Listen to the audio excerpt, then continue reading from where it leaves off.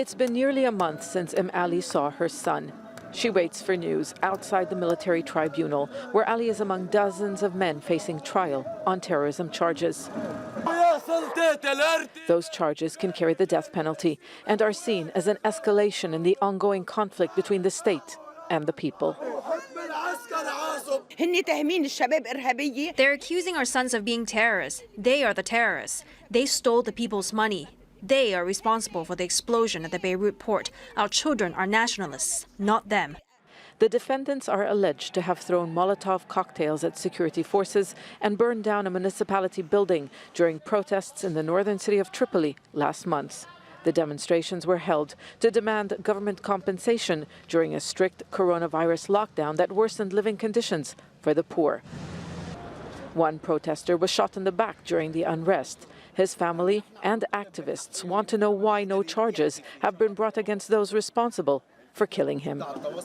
Omar Taiba, who was martyred, was killed by these men. They know who fired the shot, and they're not telling us. Lawyers have criticized the use of a military court to try the defendants and say they have been obstructed from seeing them. They also say the young men were interrogated without lawyers being present and describe the charges as unlawful, arbitrary, and a form of oppression. This escalation has three reasons for us.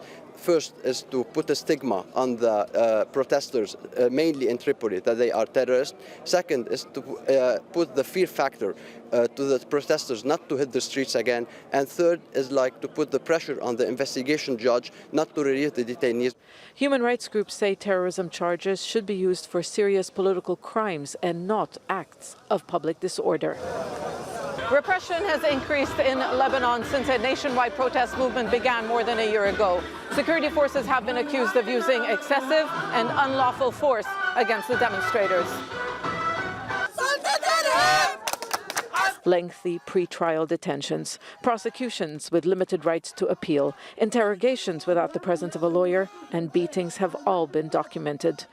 Warnings that free speech and assembly are at risk are not new. For many, the dwindling numbers of those who continue to speak out is a testament of that reality. Zeina, Khodr, Jazeera, Beirut.